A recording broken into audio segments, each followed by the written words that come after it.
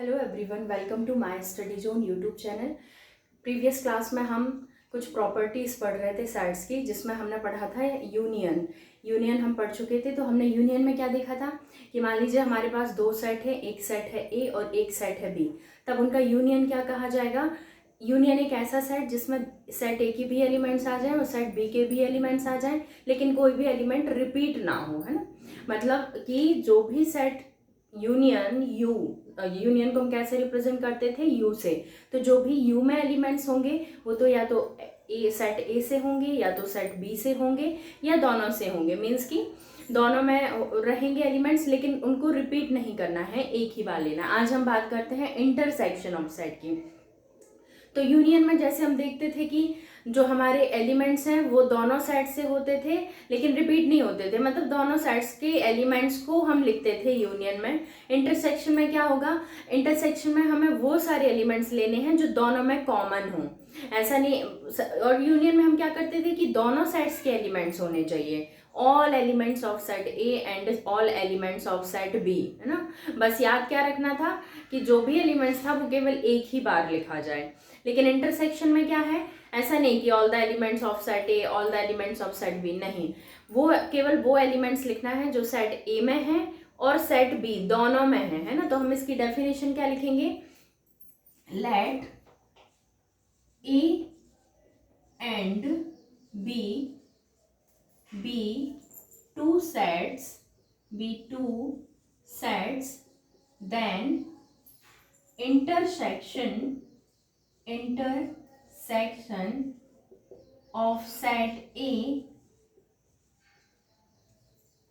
and set B, intersection of set A and set B is the set of elements which are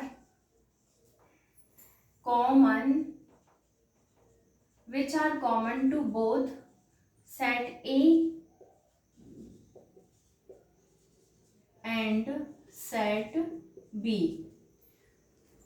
ठीक है, मतलब कि जो क्या हो, आपके कॉमन हो दोनों में, सेट ए में भी वो एलिमेंट्स हो और सेट बी में भी।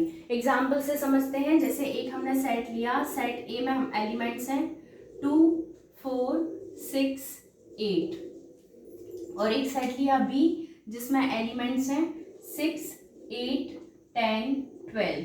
तो अब दोनों में डिफरेंस समझिए। यूनियन में हम क्या करेंगे, यूनियन में दोनों साइड्स के एलिमेंट्स लिखने हैं। मतलब हम लिखेंगे 2 4 6 8 और बी के भी, लेकिन 6 8 क्योंकि यहाँ आ गया है तो फिर रिपीट नहीं करेंगे।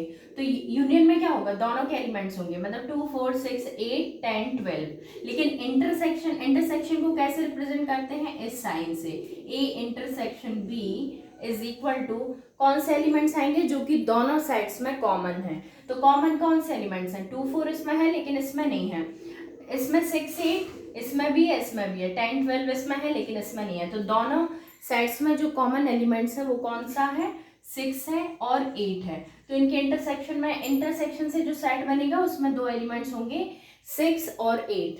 ठीक है, इसको एक वेन डायग्राम से हम समझते हैं। जैसे मान लीजिए कि हमने एक बनाया वेन डायग्राम से, इसको हम समझते हैं। इसी के लिए हम एक वेन डायग्राम बनाते हैं। ये सेट है एक ए और एक सेट है बी।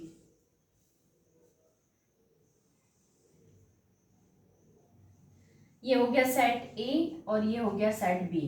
अभी क्या है कि सेट ए में कितने एलिमेंट्स हैं, 2 4 6 8, और इसमें 6 8 10 12।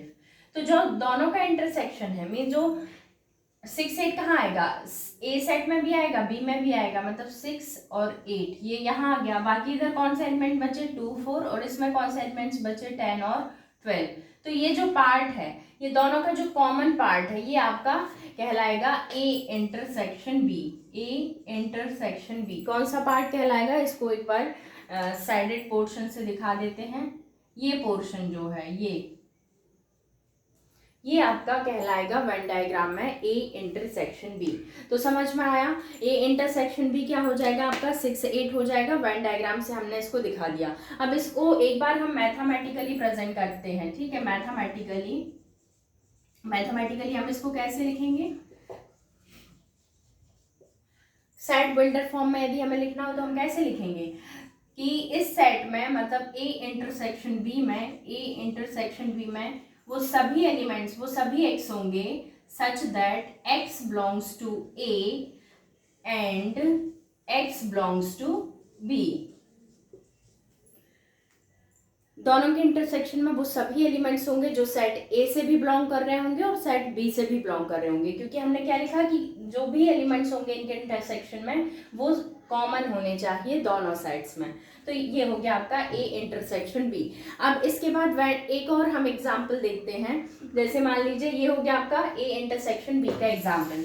अब सपोज कि हमने दो सेट और लिए, एक सेट लिया ए इज इक्वल टू हमने लिया मान लीजिए कि 1 3 5 7 और जो बी हमने लिया वो लिया 2 4 6 8।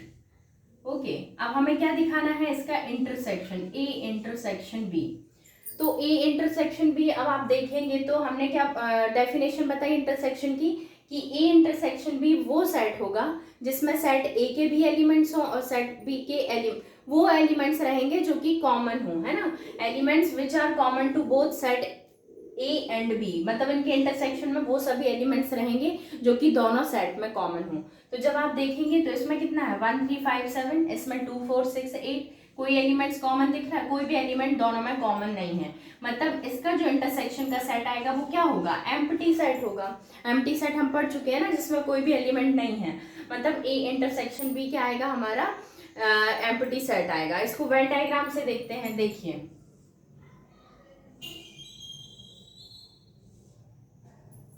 इसको वेन डायग्राम से जब हम देखेंगे तो हम क्या करेंगे, देखिए क्योंकि हमें पता है कि ए और बी दो अलग अलग सेट है, कुछ भी इनमें कॉमन नहीं है ना, कॉमन नहीं है मतलब इसका पार्ट इसके साथ कहीं भी ओवरलैप नहीं करेगा, दोनों क्या है आपके अलग अलग है ना। तो इसमें क्या क्या आ जाएगा, ये तो आ जाएगा आपका 1 3 5 7 और ये आ गया आपका 2 4 6 8। ए इंटरसेक्शन बी क्या हो जाएगा, एम्प्टी सेट, कोई भी एलिमेंट्स कॉमन नहीं है। तो जनरल हमने ऐसे ही आपको बता दिया कि दोनों में कोई भी है। तो जब भी ए इंटरसेक्शन बी फाई आए, जब भी A intersection B empty set आए, तब हम set A and set B दोनों सेट को हम क्या कहेंगे, डिसजॉइंट सेट कहेंगे। क्या कहेंगे, डिसजॉइंट सेट। याद रहेगा कि जब भी सेट ए और सेट बी का इंटरसेक्शन निकाला जाए, यदि वो फाई आ रहा है, यदि वो फाई आ रहा है मतलब एम्प्टी सेट आ रहा है, तब हम उनको कहेंगे कि सेट ए और सेट बी डिसजॉइंट है। डिसजॉइंट होने का मतलब क्या है, डिसजॉइंट मतलब दोनों में कुछ भी कॉमन नहीं है, जॉइंट ही नहीं है वो एक दूसरे से, है ना, क्योंकि ए के एलिमेंट्स क्या है अलग है, बी के एलिमेंट्स क्या है अलग है, दोनों में कुछ कॉमन ही नहीं है, मतलब वो आपस में जॉइंट ही नहीं है। जॉइंट ही नहीं है मतलब सेट ए और सेट बी को हम क्या कहेंगे, डिसजॉइंट सेट कहेंगे। अब इसके बाद हम देखते हैं प्रॉपर्टीज। अभी हम प्रॉपर्टीज पिछले बार में कहाँ तक पढ़ चुके थे, हम प्रॉपर्टीज पढ़ चुके थे यूनियन की। अब हम पढ़ेंगे properties of intersection of sets. ठीक है, ये तो डेफिनेशन से आपको समझ में आ गया होगा कि इंटरसेक्शन क्या होता है। अब हम देखेंगे प्रॉपर्टीज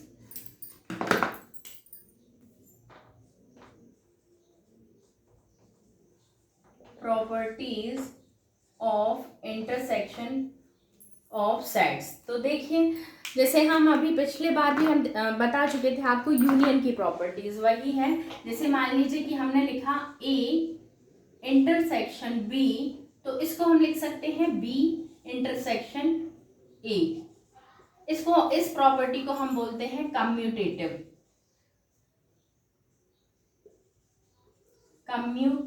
प्रॉपर्टी, कम्यूटेटिव लॉ। ठीक, इसको देखिए एक एग्जाम्पल से देख लेते हैं। जैसे मान लीजिए कि हमने दो सेट लिए, वेन डायग्राम से इसको समझते हैं। दो सेट लिए, एक सेट है ए, एक सेट है बी। ये हो गया सेट ए, ये हो गया आपका सेट बी। क्योंकि इंटरसेक्शन लेना है, अब दूसरा सेट है ये एक और ले लीजिए, क्योंकि हमें एक हम LHS दिखाएंगे, एक हम RHS दिखाएंगे, दोनों को प्रूफ जो करना है। तो ये हो गया आपका सेट ए, ये हो गया सेट बी। अभी इसको हम चलिए इसको मान लेते हैं, क्योंकि बी इंटरसेक्शन ये, तो ये हो गया पहले बी और ये हो गया ए। अभी ये हो गया आपका LHS और ये हो गया RHS। अब आपको दिखाना है कि ये दोनों जो LHS RHS इक्वल है। कम्यूटेटिव लॉ दिखा रहे हैं ना। कम्यूटेटिव लॉ कहने का मतलब चाहे आप सेट A का इंटरसेक्शन B के साथ लो, चाहे B का इंटरसेक्शन A के साथ लो, उनका कहने का मतलब है कि जो भी आपका फाइनल सेट बनेगा A इंटरसेक्शन B, या फिर जब हम B का इंटरसेक्शन A के साथ लेंगे तो दोनों सेम सेट होंगे। तो देखिए जब हम A इंटरसेक्शन B की बात कर रहे हैं तो A और B में कॉमन एरिया कौन सा है, ये मतलब A इंटरसेक्शन B यही ना आएगा। तो ये हो गया आपका A intersection B, A intersection B। अभी RHS देखते हैं। तो अब B का इंटरसेक्शन किसके साथ लेना है, A का, मीन्स B का जो कॉमन एलिमेंट्स है, B के जो एलिमेंट्स हैं जो B में और A में दोनों में कॉमन है, वो कौन से हैं, ये वाले एलिमेंट्स हैं, ये एलिमेंट्स हैं। तो ये हो गया B इंटरसेक्शन A। तो आप देखेंगे कि जो दोनों में शेडेड पोर्शन है वो दोनों का ही सेम है। ठीक है, तो ये हो गया आपका कौन सा law, commutative law. Commutative law के बाद देखते हैं हम एसोसिएटिव लॉ, देख लेते हैं। एसोसिएटिव लॉ मतलब यदि हमने A का इंटरसेक्शन लिया B के साथ, फिर हमने इंटरसेक्शन इसका लिया C के साथ, तो इसका सेम मतलब ये होगा कि यदि आप B का इंटरसेक्शन लेते हो C के साथ और फिर A के साथ इसका इंटरसेक्शन लेते हो, तब दोनों सेम आएंगे। इसको हम क्या लिखेंगे, इस लॉ को एसोसिएटिव लॉ, एसोसिएटिव लॉ। अच्छा देखिए एसोसिएटिव लॉ हम कैसे, इसको भी यदि हमें प्रूफ करना है तो हम कर सकते हैं। कोई जैसे मान लीजिए कि 3 सेट हैं ABC, A B, अच्छा इसको थोड़ा और बड़ा बना लेते हैं,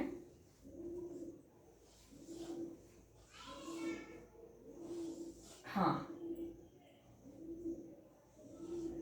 A, ये सेट हो गया A B C, ये हो गया आपका LHS। इसको अभी देखते हैं और यहाँ हम बनाते हैं दूसरा वेन डायग्राम जिसमें हम फिर से तीनों सेट लेंगे, सेट A, सेट B और set C, A B C। ये हो गया आपका RHS। आपको दिखाना है कि ये दोनों सेम है। तो देखिए इसको हम देखते हैं। जैसे हमने क्या लिखा पहले, A का B के साथ इंटरसेक्शन, तो A और B का जब इंटरसेक्शन लेना है मतलब A के जो कॉमन एलिमेंट, A और B में जो कॉमन पार्ट है, तो आप देखेंगे कि A और B में कॉमन पार्ट कौन सा है, ये पार्ट, ये जो आपको दिख रहा होगा ये A और B में दोनों में कॉमन है। फिर क्या लिखा है कि A और B का जो कॉमन पार्ट है इसका इंटरसेक्शन आपको किसके साथ लेना है, C के साथ। तो देखिए जब C का कॉमन पार्ट जो इसके ये तो हो गया A इंटरसेक्शन B, और अब इंटरसेक्शन क्या है C, मतलब इसका जो इंटरसेक्शन, इसका जो शेडेड पोर्शन आया उसका इंटरसेक्शन किसके साथ लेना है, C के साथ। तो अब C में और इसमें कॉमन पार्ट कौन सा है, देखिए आप इधर, ये इसको फिर से हम देख लेते हैं, ये कॉमन पार्ट है। समझ रहे हैं ना आप कौन सा, मतलब फाइनली यदि मैं इसको लिखना चाहूं तो ये पार्ट,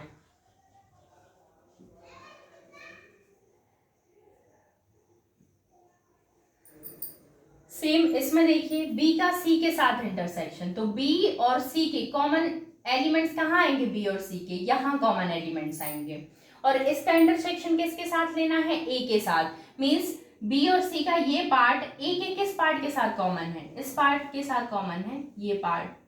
ठीक, तो यदि हम इसको फाइनली दिखाना चाहें तो हम किस पार्ट की बात कर रहे हैं, हम इस पार्ट की बात कर रहे हैं, ये जो पार्ट है आपका, इसमें भी ये। तो आप देखेंगे कि जब हमने इस तरीके से लिया तो इसमें हमने क्या लिया था, A इंटरसेक्शन B, मतलब ये इसका किसके साथ, इसके साथ, और इसमें हमने किसका, B इंटरसेक्शन C, मतलब इसका तो आप देखेंगे कि दोनों का जो कॉमन पार्ट है या दोनों का जो इंटरसेक्शन है, इसको हम क्या लिखेंगे, A इंटरसेक्शन पहले B किया और फिर उसके साथ C का इंटरसेक्शन किया। इसमें क्या किया, पहले B इंटरसेक्शन किया और उसके साथ फिर A का इंटरसेक्शन किया। तो ये दोनों वेन डायग्राम आपको दिख रहे होंगे सेम है। चलिए, तो ये हो गया आपका कम्यूटेटिव लॉ, दूसरा हो गया एसोसिएटिव लॉ। अभी जैसे इंटरसेक्शन में हमने वेन डायग्राम बना के देखा, वैसे जो प्रीवियस क्लास में हमने यूनियन ऑफ सेट्स का जब प्रॉपर्टीज दिखाई थी उसमें भी आप वेन डायग्राम के तरीके से LHS और RHS को प्रूफ कर सकते हैं। ठीक है, अब देखते हैं थर्ड प्रॉपर्टी। थर्ड प्रॉपर्टी क्या कहती है कि यदि आपने सेट A का इंटरसेक्शन लिया एम्प्टी सेट के साथ, तो दोनों में कॉमन क्या रहेगा, सेट ए और सेट बी में ये क्या हो जाएगा, एम्प्टी सेट ही हो जाएगा, क्योंकि एम्प्टी सेट में तो कोई एलिमेंट है नहीं है, तो दोनों का इंटरसेक्शन जब होगा तो एम्प्टी सेट ही आएगा। और यदि आप यूनियन से लेते हैं, यूनियन से इंटरसेक्शन लेते हैं किसका, सेट ए का, तो यूनियन और सेट ए में कौन सा बड़ा होगा, यूनियन होगा, है ना। तो दोनों में कॉमन एलिमेंट्स किसके आएंगे, ए के ही आएंगे, तो ये हो गया आपका ए। अच्छा, इसको एक एग्जांपल से समझते हैं हम। जैसे मान लीजिए कि U जो आपका सेट है इसमें है 1 2 3 4 5 6 7 8 और जो आपका सेट A है उसमें एलिमेंट है 2 4 6, ठीक है। अब दोनों का आपको क्या लेना है, इंटरसेक्शन, U इंटरसेक्शन A लेना है। तो U अब आपको देखना है कि जो दोनों में एलिमेंट्स कॉमन हो, तो इसमें 2 4 6 हैं, तो क्या इसमें भी 2 4 6 है, यस इसमें भी 2 4 6 हैं, तो दोनों के इंटरसेक्शन में कौन से एलिमेंट आएंगे, 2 4 6, और 2 4 6 किस सेट के एलिमेंट है, ए के, तो we can write U intersection A is equal to set A। ये बात समझ में आती है। इस तरीके से हम इसको वेन डायग्राम से भी आप देख सकते हैं। तो ये हो गया आपका U intersection A is equal to A। तो ये जो दोनों लॉ हैं इनको हम बोलते हैं लॉ ऑफ, एक तो हो गया एम्प्टी सेट का लॉ और एक दूसरा हो गया आपका यूनियन का। अभी इसके बाद एक और जो आपका जरूरी है, एक, चलिए ठीक है, इधर तक क्लियर है। अब आगे देखते हैं एक और जो आपका बचा है, कितने हो गए, थर्ड हो गए या फोर्थ लॉ। देखिए फोर्थ लॉ में यदि हम ए का इंटरसेक्शन ए के साथ लेते हैं तो क्या आएगा, ए ही आएगा। ये हमने यूनियन के केस में भी पढ़ा था, इसको हम बोलते हैं आइडेम्पोटेंट लॉ, है ना, आइडेम्पोटेंट लॉ। तो ये हो गया आपका इंटरसेक्शन ऑफ सेट्स, है ना, इंटरसेक्शन ऑफ सेट्स की कुछ प्रॉपर्टीज हैं, तो ये हो गई आपकी प्रॉपर्टीज। अब एक और जो आपका इंपॉर्टेंट प्रॉपर्टी है वो दोनों में इंपॉर्टेंट है, एक है आपका डिस्ट्रीब्यूटिव लॉ। क्या है, डिस्ट्रीब्यूटिव लॉ। अच्छा, डिस्ट्रीब्यूटिव लॉ क्या है, जैसे मान लीजिए कि आपने लिया A union B intersection C, A union B intersection C, तो ये क्या होगा आपका, देखिए आपने डिस्ट्रीब्यूटिव प्रॉपर्टी पढ़ी होगी, आपको एक दिखाते हैं हम। जैसे मान लीजिए कि आपने लिखा कि A multiplication B plus C is equal to A into B, या आप प्रीवियस क्लासेस में पढ़ चुके हैं, ए इंटू सी। क्या करते थे कि जब भी दो का एडिशन हो, इसको हम क्या बोलते थे, डिस्ट्रीब्यूटिव प्रॉपर्टी, और कैसी डिस्ट्रीब्यूटिव, क्या डिस्ट्रीब्यूट है, मल्टीप्लिकेशन ओवर एडिशन, है ना, मल्टीप्लिकेशन ओवर एडिशन। तो ये प्रॉपर्टी आपने पढ़ी थी, सेम इसी में ये है। देखिए यदि हमने बी और सी का इंटरसेक्शन लिया और उसका ए के साथ यूनियन लेना है, तो ये जो यूनियन है ये डिस्ट्रीब्यूट हो जाएगा किसके ऊपर, इंटरसेक्शन के ऊपर।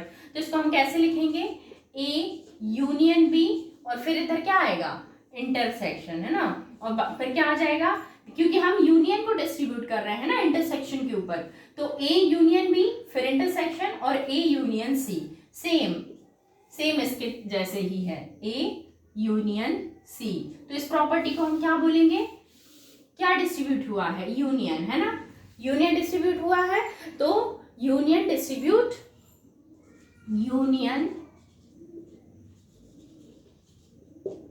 डिस्ट्रीब्यूट्स किसके ऊपर, ओवर इंटरसेक्शन। चलिए अभी तो, अब दूसरा केस क्या हो जाएगा, जब हम इंटरसेक्शन को यूनियन के ऊपर डिस्ट्रीब्यूट करेंगे तो क्या होगा, इंटरसेक्शन आपका डिस्ट्रीब्यूट हो जाएगा, मतलब ए इंटरसेक्शन बी और यूनियन ए इंटरसेक्शन सी, ठीक है। चलिए इसको यदि हम चाहें तो वेन डायग्राम से प्रूफ भी कर सकते हैं। जैसे मान लीजिए कोई भी एक, आप देख लीजिए,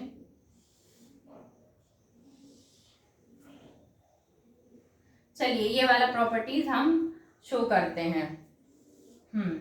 तो एक तो हो गया आपका, ये दोनों वेन डायग्राम है, इसमें हम दिखाएंगे LHS इस लॉ का, और इसमें हम दिखाएंगे RHS।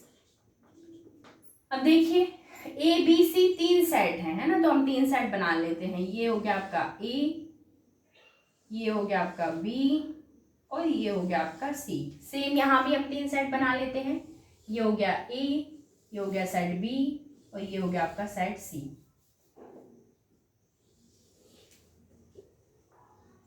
ठीक, इसको ए बी सी और ए बी सी। अब देखिए ये हमने बना लिया अपने 3 सेट। इस लॉ को हमें प्रूफ करना है। क्या लिखा है? ए यू, सबसे पहले तो क्या लिखा है? B union C, B union C. तो बी यूनियन सी देखिए, बी और सी इन दोनों का यूनियन, मतलब बी के सारे एलिमेंट्स आ जाएंगे और सी के सारे एलिमेंट्स आ जाएंगे। तो ये हमने दिखा दिए, ये बी के सारे एलिमेंट्स और सी के सारे एलिमेंट्स। तो ये हो गया आपका बी यूनियन सी। अब जो बी यूनियन सी है इसका किसके साथ इंटरसेक्शन लेना है? ए के साथ इंटरसेक्शन लेना। अच्छा, इंटरसेक्शन क्या होता है? जैसे मान लीजिए बी यूनियन सी अब एक सेट हो गया, ये बी यूनियन सी एक सेट हो गया, तो इसके और सेट ए में जो कॉमन एलिमेंट्स हैं वही आएंगे इनके इंटरसेक्शन में। तो इस पार्ट, जब ये तो पूरा अब एक सेट हो गया, तो इसमें और ए में कौन सा पार्ट है जो कि कॉमन है? तो जब आप देखेंगे तो इन दोनों में कौन सा पार्ट कॉमन है?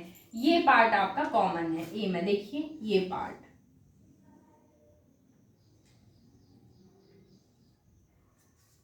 तो आप समझेंगे कि जहां भी ये हमने इंटरसेक्टिंग लाइन बनाई है, देखिए अभी यहाँ तो इस बी में क्या था? एक एक लाइन है, ये सी में भी एक एक लाइन है, और जहां ये डबल डबल लाइन हो गई, ये एरिया आपका कहलाता है इंटरसेक्शन का एरिया। ठीक है, तो ये हमने कौन सा सेट बनाया? हमने बनाया ए इंटरसेक्शन बी यूनियन सी।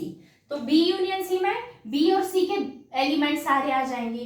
फिर जब बी और यूनियन सी ये पूरा एक सेट हो गया, इसका इंटरसेक्शन किसके साथ लेना है? ए के साथ। सॉरी, तो ए में और बी यूनियन सी में जो कॉमन एलिमेंट्स होंगे वो आएंगे। तो अब आप देखेंगे कि ए का और बी यूनियन सी का कॉमन पार्ट कौन सा है? ये वाला पार्ट कॉमन है, तो इसको हमने दिखाया। तो जहां डबल लाइन इंटरसेक्ट कर जाए लाइंस, वो वाला एरिया आपका क्या कहलाएगा? वही एरिया आपका इंटरसेक्शन का कहलाएगा। तो इस पार्ट में आप देख रहे होंगे कि एक ये जो पहले हमने लाइन खींची थी, दोबारा जो लाइन आई आपस में इंटरसेक्ट कर गई। तो जहां पे डबल लाइन आ जाए इंटरसेक्ट करते हुए, वही एरिया आपका किसका हो जाएगा? इंटरसेक्शन का। इसमें देखिए, अब जब आप देखेंगे तो इसमें, अच्छा इसको एक और हम दिखा देते हैं, इसको दूसरे कलर से हम आपको रिप्रेजेंट करके दिखा देते हैं। जैसे ये लाइन आपकी ऑलरेडी जा रही थी। अब हमें ये एरिया दिखाना है, क्योंकि इन दोनों में कॉमन एरिया कौन सा है? ये है, तो हम इसको इन लाइन से दिखा देंगे। ये तो ये एरिया, इसमें डबल लाइंस आ रही हैं, क्योंकि आप कलर का यूज करेंगे तो आपको इजीली समझ में आ रहा है कि हाँ इसमें ब्लैक एंड ब्लू दोनों लाइंस जा रही हैं। इट मीन्स कि ये वाला जो आपका क्या है? इंटरसेक्शन का एरिया है, कॉमन एरिया है दोनों का। अब यहाँ देखिए इसमें क्या दिया है कि A intersection B. A intersection B means A और बी का कॉमन पार्ट। तो देखिए ए और बी में कॉमन पार्ट कौन सा है? ये ए और बी का कॉमन पार्ट है ये। फिर ए और सी का कॉमन पार्ट कौन सा है? ए और सी, तो इसका कॉमन पार्ट कौन सा हो जाएगा? ए और सी में ये पार्ट आपका कॉमन हो जाएगा। अब क्या बता रहे हैं? दोनों का यूनियन लेना है। दोनों का यूनियन मतलब देखिए इसमें ये पार्ट आपका आ गया, इसमें ये पार्ट आपका आ गया, और दोनों का अब यूनियन लेंगे तो यूनियन में क्या आ जाएगा? ये पूरा पार्ट आ जाएगा। पूरा पार्ट आने का मतलब आपका ये पार्ट आ जाएगा, ये सारा पार्ट आ जाएगा। इट मीन्स कि देखिए अब जब आप देखेंगे कि LHS और RHS क्या हो गए? इक्वल, क्योंकि इसमें भी यही एरिया आ रहा है और इसमें भी यही एरिया आ रहा है। तो इसको हम क्या लिख देंगे? A intersection B union A intersection C. तो ये दोनों जब आप वेन डायग्राम, अच्छा इसमें ये देखना है ना जिसमें दोनों लाइंस क्या हो रही है? इंटरसेक्ट हो रही है। तो ये वाला एरिया और उसमें ये एरिया दोनों कैसे हैं? इक्वल हैं। अब इसके बाद ये हो गए आपकी properties of intersection of sets. ये इंटरसेक्शन की प्रॉपर्टीज हो गई। सेम आप यूनियन की प्रॉपर्टीज को भी देख सकते हैं। अब बात करते हैं, नेक्स्ट है डिफरेंसेस ऑफ सेट्स। ठीक है, लास्ट इसका जो अभी एक और कंसेप्ट बचा है वो है डिफरेंसेस ऑफ सेट्स। डिफरेंस का मतलब क्या, जैसे मान लीजिए डिफरेंस मतलब क्या हो जाएगा, जैसे मान लीजिए कि ए और बी दो आपके पास सेट हैं, जैसे ए सेट है, इसमें एलिमेंट्स हैं 1 2 3 4 5 6 7 8, चलिए इधर तक। ऐसे बी लेते हैं, बी में एलिमेंट्स हैं 1 2 3 4। तो दोनों का डिफरेंस क्या आ जाएगा, दोनों का डिफरेंस आ जाएगा ए में से ए जो सेट ए है इसके एलिमेंट्स में आपको बी के एलिमेंट्स माइनस करने हैं। तो देखिए इसमें 1 2 3 4 है, इसमें 1 2 3 4 है, तो 1 2 3 4 में से जब 1 2 3 4 माइनस करेंगे तो ये तो चला गया, बचा क्या कि 5 6 7 8 है ना, 5 6 7 8। तो अब हम इसको क्या लिखेंगे, हम इसको लिखेंगे कि a minus B means differences of set. तो a माइनस बी में कौन से एलिमेंट्स होंगे, a minus B contains all the elements which belong to A but does not belong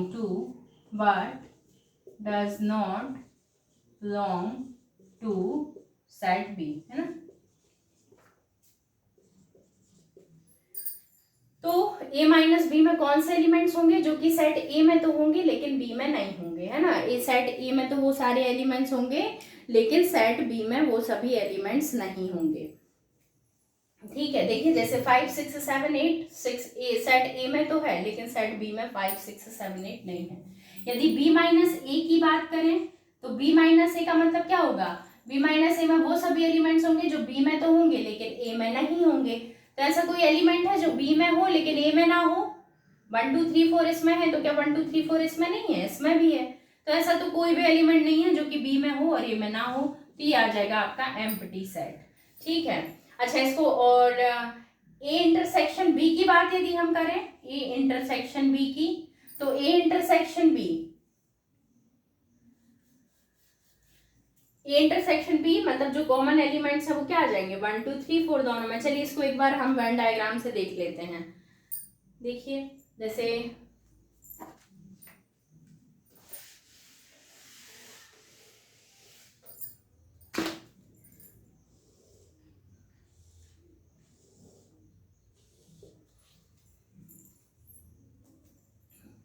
ये सेट है A और ये सेट है B, A B। अब क्या लिखा है A minus B, A minus B का मतलब क्या है, और अच्छा अभी हमने क्या देखा था B माइनस ए भी देखना है, पर B माइनस ए को भी हम दिखा देंगे। जैसे A माइनस बी है, A माइनस बी का मतलब क्या है, वो सभी एलिमेंट जो A में तो हों लेकिन B में ना हो, वो सभी एलिमेंट जो A में हो लेकिन B में ना हो। तो ऐसा कौन सा पार्ट है जो A में है और B का पार्ट नहीं है, तो केवल ये वाला पार्ट है, ये देखिए ये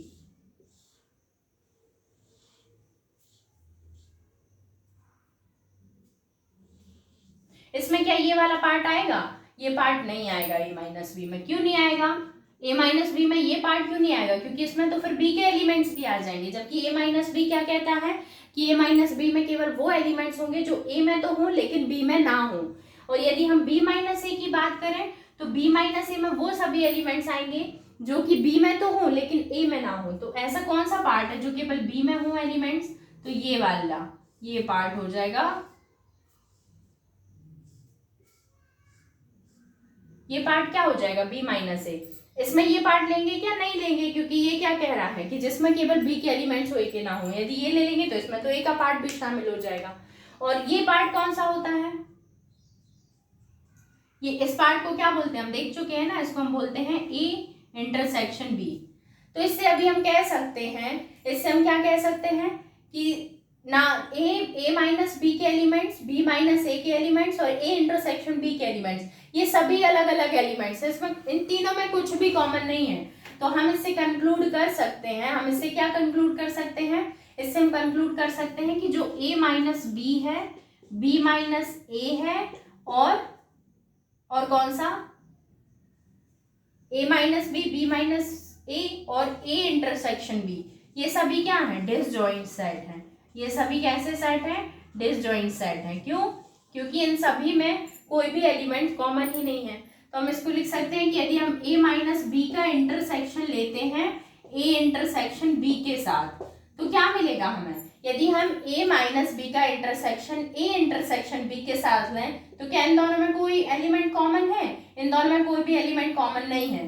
तो ये क्या आ जाएगा, एम्प्टी सेट आएगा। तो याद रहेगा, ये एक इंपॉर्टेंट रिजल्ट है कि जब भी हम a माइनस बी का इंटरसेक्शन a इंटरसेक्शन b के साथ लिखेंगे तो हमको क्या मिलेगा, एम्प्टी सेट मिलेगा।